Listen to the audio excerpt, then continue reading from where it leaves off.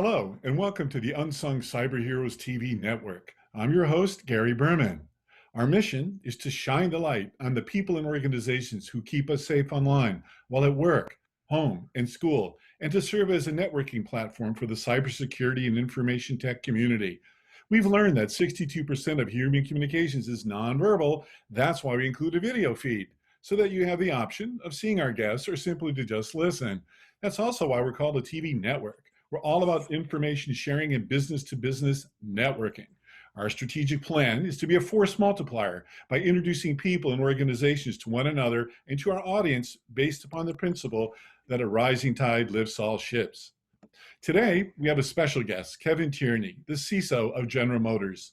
Kevin and his team are at the epicenter of our battle against COVID-19. As a team of General Motors people have done a major pivot that will be written about in history books by launching Project V, a Herculean effort to manufacture ventilators. We'll learn about that and how GM leadership, including their CEO, Mary Barra, communicated the pivot to creating medical devices. What are Kevin's thoughts regarding the cybersecurity of digital medical devices? We'll discuss how Kevin developed a passion for cybersecurity and how General Motors is handling the rapid shift to working from home, non-manufacturing team members regarding cybersecurity and manufacturing itself. What about their supply chain and how to manage the increasing threat landscape? What advice does Kevin have for a global workforce on how to stay safe online? All that and much, much more on today's episode. Hey, Kevin. Hey, Gary. Welcome to the show. Great. Thanks for having me. Well, you know, Kevin, as you know, my origin story is based upon pivoting from being a hacking victim to becoming an advocate and creating the Cyber Hero Adventures Defenders of the Digital Universe comic series. So I'll begin by using a superhero concept. Please share your origin story with our audience. Yeah, so I'm probably not unlike many other cyber professionals where I became an accidental tourist into security from other ways. So my background is engineering, electrical engineering by education and by trade for many years. But I've worked on embedded systems, car systems, electronics, software, et cetera, for a long time. And we had this opportunity to get into the cyber piece of it. So even though I'm, kind of a techie kind of guy, I didn't start out in security, but realizing that all that technology we were working on, as we connect it broadly into now the Internet of Things, as we like to call it, presents a lot of new challenges to society. It made a lot of sense, for me to get in and really start to build a passion around it, and then grow into even other domains. So now we're looking at the car, we're looking at IT systems, we're looking at plant systems, we're really looking at the entire enterprise. And so it's exciting for me because it's a space that I can learn about every day, something new every day. And if I'm learning, I'm pretty happy. So that's how I stay passionate about cybersecurity. I remember when I first met you at the RSA conference, I asked you something along the lines of, what keeps you up at night, and your response was, I sleep pretty well. I'm pretty happy. How are you feeling today? Yeah, obviously a lot's changed since we met in February, and we're in kind of a brave new world here with the pandemic. It's been an interesting change, but I'd have to say, at least from my perspective, what we've done at GM, it's been mostly positive. Most of all of our systems, were designed to support work from home arrangements. Of course, our security model and threat models considered that from the start. The systems were scaled, to support, a huge number of people, obviously shifting overnight to go from, working in the office to now working at home. But it's been relatively seamless. And while, of course, we're missing the in-person face-to-face experiences, I think we've done pretty well remotely. And, productivity measures are frankly up. The teams are very engaged. We've had quote unquote virtual offsites where our staffs have come together for 4 or 6 hours and had strategic thinking sessions, and I think it's been good. We've continued to move forward and really not let this slow us down. Wow. I mean, on behalf of the digital universe, thank you for that leadership. I mean, you must have gamed this out, and had tabletop exercises, to be able to shift. I guess you're the largest employer in the world, right? Or one of them. Yeah, one of them. I think maybe Amazon could be bigger. There's a few others maybe that are getting there, but yeah, we have several 100,000 employees globally, and even here in the U.S., tens of thousands working remotely at any one point. So it's a huge operation, and of course, there's a lot of pieces of it. There's business continuity. There's the cyber piece. There's just how do we keep operations running in general. And the company's come together, and I'm proud of what we've been able to do and keep doing through such a challenging time. Well, I mean, a lot of the credit has to go to your leadership by your CEO, Mary Barra. I mean, um, you know, how did she communicate? Let's say this pivot, that your whole world went through. I mean, Yeah, um, yeah, great question, and I completely agree with you. Our leadership has been at the front of this the entire time with very clear, crisp communication. We made very early decisions to move to work from home, and that was with the support and decisions of Mary and our entire senior leadership team. And so very early on, we knew that we were going to have to tackle this challenge. And at the same time, Mary's been very focused on, safety, not only of, employees, customers, but frankly, everyone. And when we saw that there was a need, especially in the ventilator and the mask areas, we knew that some of our expertise as it relates to manufacturing and supply chain management could help. And so we put that out there. We were able to forge a very strong partnership with Ventec, which I think you've heard about. It's been talked about quite a bit publicly, and in a very short amount of time, basically create a supply chain, an additional supply chain of parts, and actually start manufacturing and delivering those ventilators. And we're also doing masks in Warren, Michigan as well. Ventilators are down in Kokomo, Indiana, and those are all, they've been in production now for a number of weeks and very successful. So it's like you mentioned, something that in RSA we never thought we'd be talking about, here in May, that this is happening. And it's something kind of akin to what we did back in World War II with producing military products and things like that. So proud to be a part of an American company that can do that and have that capability. And I think it's been very well received, and we're happy to give back to society, frankly.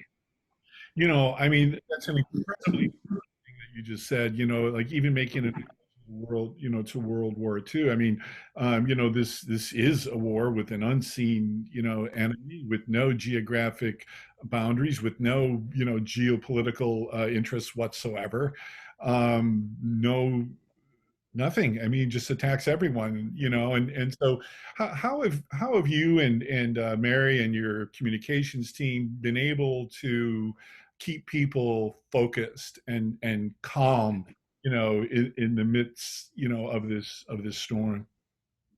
Yeah, it's a great question, and I think it's something that every company and frankly every country and every entity is trying to deal with. Is how do we get clarity of message out there and consistency of message so that people can and move past the fear phase to kind of a new normal or a new abnormal, like Mary likes to say, because it is still very different, that how we are going about life right now. I'd say our team has been very upfront, very transparent, lots of communication, often, and realizing that we may not know all the answers, that we're still working through this, we're still learning, but putting that out there and being vulnerable, being transparent, and realizing that things are going to change, but painting the picture of what we know today and what we know tomorrow and the week forward, and then putting together a very comprehensive safety and back to workplace playbook. I think it's actually available publicly because we think it's very good, and we want other people to have reference to it in terms of how do we return to the workplace in a safe way, what are the right controls to make you feel comfortable, getting feedback from our employees, and really doing that in a slow, methodical, and like we talked about, science-based way is extremely important. And I've seen, if you compare and contrast other responses. I think what GM is doing is very thoughtful, and I'm very happy with it, and it makes me feel confident. You said a really important word, just being vulnerable. That's not something you generally associate with a global corporation. It's always act brave. Nobody can tell the difference. Kind of a thing. Is this a cultural shift that is palatable? I mean, do you relate to your colleagues in a little bit more of a I don't know, human, sort of less corporate way? And maybe there's a better Yeah. way to describe that. Yeah, Gary, I think so. And, I've always tried to be an authentic leader and, kind of tell it like it is, and just, use my own personality and how I feel and see the world to kind of help paint my leadership style. And I see that out of our leaders as well. And I think this scenario has made us all a bit more vulnerable, right? I mean, we're all at home in different situations. Some have had, issues with health, others haven't. We've got some have kids, maybe they don't.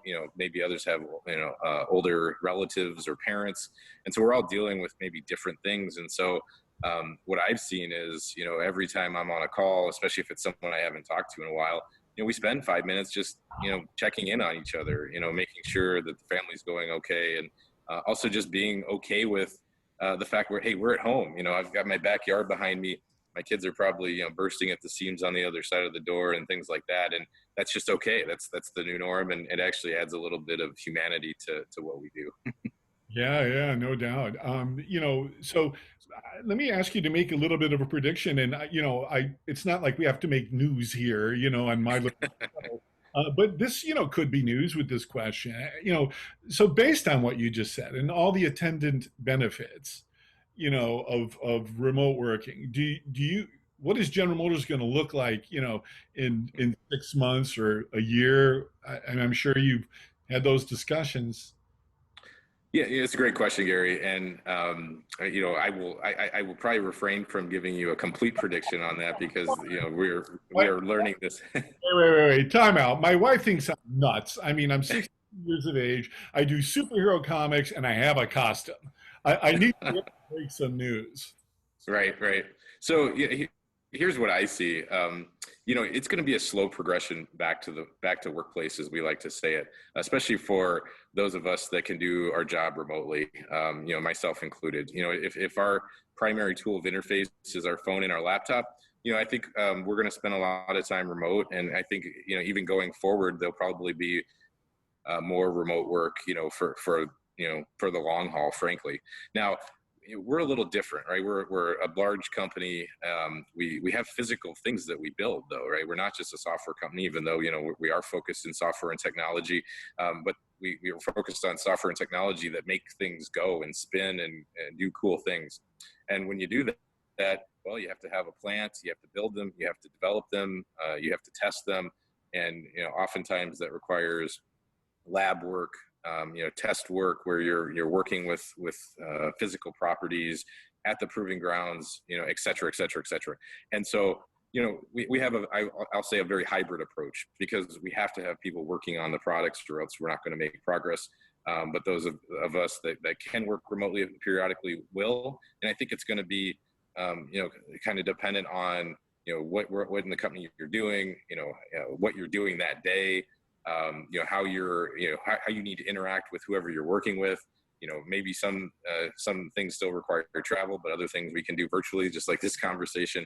I think it's going to paint the future in a little bit different light, but we still have some, physical face-to-face work that has to happen, and we have to enable that. One of the other really important things that you just briefly touched on that I want to amplify is there is a shift, and I would credit General Motors with certainly being, if not the leader, one of a group of them, towards more information sharing.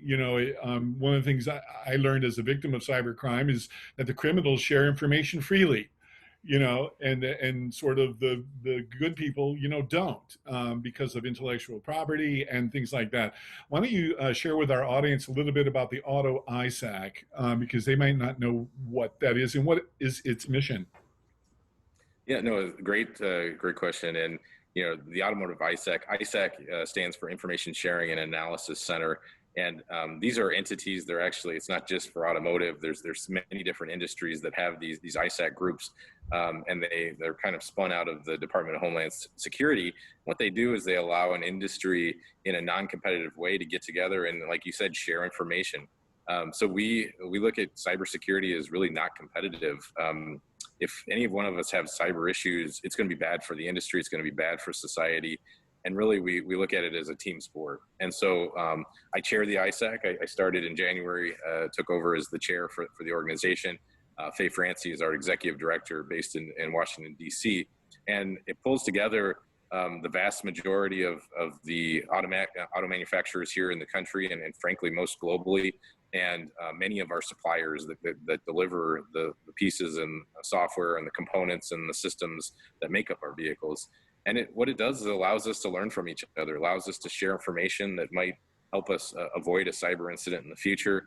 It helps us build our teams and our capabilities, helps us do, you mentioned tabletop and incident response and these sort of things, that we can do those together as an industry, and really helps advance the entire topic of cybersecurity in the context of automotive. And we've been on a mission now for a little over 5 years. So it feels in some ways like we just started, but we've been at this a while actually. And I think we've made a lot of great progress. So it's an exciting time to be a part of it. Just because we're at home and in the middle of a pandemic, it's like you mentioned, cyber still is a thing. It's still an issue. The risk hasn't gone away. And so it's extremely important that we continue to maintain that dialogue and have those relationships. Yeah, I mean, the risk is actually, you could argue, because of having remote workers with either new equipment or VPNs, or how to configure things. Basic cyber hygiene is probably more important than ever, I would imagine. Faye and I were communicating recently about your conference in the fall. You were going to have your Auto ISAC folks hosted at General Motors, if I'm not mistaken. What are the current plans? Can you update the audience about that? And how can someone attend that if they want to, even if it's virtual or in person? Yeah, so every year we have an Automotive ISAC Summit. Usually it's in the fall. We still have it on track this year. Of course, this year we are sponsoring it. It'll be at the Renaissance Center in Detroit at the GM facility. Right now, we're still a go. We really want to be able to do it. It's extremely important that we get together, and hopefully it gives us a little bit of hope and something to work for. With the hope of getting together this fall. If there are, I guess, constraints for us, having it face to face, there are virtual options, and we'll pursue those, as kind of a backup scenario. But it's in process. It's a great event. There are ways to attend it. If you go to the Automotive ISAC website, you can find out information about it. And it's a great way to learn about what's happening in automotive. It's a great way, if you're interested in getting into automotive cybersecurity, to meet people like me and other companies that are hiring. And it's really a great way to network and get to know other people as well. So I'm very hopeful. It's given me something to look forward to. Hopefully we get through this and we can actually celebrate on the other side of it. Do you have a date yet? Yeah, there is a date. I don't have it offhand. It's in October though. Yeah, I'll put along for our audience. I'll put some information like that in our show notes, and Okay. How to get more information about everything that Kevin and I talked about will be in our show notes if you want to learn more about things. I want to go back just for a moment to the pivot to ventilators, because we definitely touched on it, but I'm not sure our audience knows exactly what it is. So I wrote it down. Maybe I'll mispronounce it, but maybe it's pronounced Voxin or Voxin. Yeah, I'm not exactly sure how they pronounce it either. VOCSN is the model, and it's a Ventec design, right? So the company Ventec has designed this, and they manufacture it in limited volume. The normal demand for ventilators is relatively small every year, so the supply chain and the manufacturing capacity just isn't there. It just hasn't needed to be there. And so when we went and talked with them, really our goal was to take what was a great design and a great capability that they have, and just help them increase the footprint and the capability of the supply chain and the manufacturing processes. And that's what we set to do. Did you just, you have a team of people from different parts of General Motors, and you just walk in and you start using your iPhone to videotape how they do stuff? I mean, how do you stand up something so complicated so fast at such a high level? And here's like the big question: can this change the way the country manufactures things? It could. I mean, I think every industry is learning a lot through this. I know that we've learned a lot. I think if you talk to anyone that was working intimately on the project, they'll say it changed their life. It was extremely important to them. It just had a tremendous meaning to help support the country. I think it like we've said internally, we're extremely proud and we're just amazed by what we've accomplished as a team, but we're not surprised because we have a great team. And when push comes to shove and we've got to get something done, I put my money on the GM team any day. And so it's people every day doing their job really well, being great team members, and just being creative and and getting after it. So there's a 60 Minutes episode on it, actually, if you go out and look, and you can see a little bit into the factory and things. But frankly, when the pandemic was starting, and if you remember, the first outbreak was in the Seattle area. Ventec's based in Seattle, and guess what? We put engineers on a plane to Seattle in the middle of that to go meet with the company and start to understand their design. And then they sent us information, frankly, terabytes of information. We had to make sure we could get it into the company securely and quickly. It was so big. It was, frankly, we needed every second, and it was taking hours to get data. So we had to get things in place to get the data here fast. And then, frankly, all my counterparts in our supply chain operation were on the phone morning, noon, and night with all of our vendors saying, hey, you make this thing that's very similar to this part in this Ventec ventilator. Do you guys think you can do it? And then they jumped, into the cause and did the same sort of thing. And some of those stories are coming out now as well, where, our supply chain, also rose to the challenge as well. So, it was, I have to say, heroic efforts, a lot of creativity and, just making it a passion and, working, crazy hours to make it happen.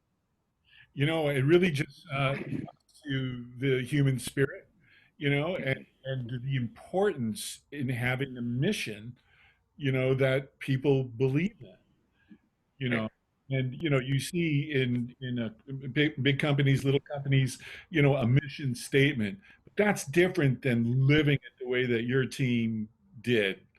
So, on behalf of a grateful digital universe, Kevin, I just want to extend our gratitude. You're a perfect example of why this show exists, to shine the light on the unsung heroes who toil in anonymity to keep us safe, at work and at home, at school, and now all three, in one place. Is there anything else you want to make sure that you share with our audience? No, I appreciate your comments, Gary. And, it's not just me. I represent over 500, cyber professionals within GM that are, getting the job done every day. And so it's really a testament to them and their capability and their resolve, to keep us secure, through this situation. So I appreciate everything they're doing. And, I continue to be very, very proud of GM and how we've been able to help, support our country, through this time. So, it's an interesting time that we're living through, but I think we'll learn a lot and hopefully get through this, sooner rather than later. So I really appreciate you having me on to discuss today, and, really appreciate it. Oh, no, quite the opposite. I'm so grateful for your time, and thanks to Gina Parra of your communications team for setting this up. If you in our audience would like to be a guest on our show, just send an email to me at Gary@cyberheroes with an S, comics with an S.com, and stay safe. And I hope this helps. Great. Thanks, Gary.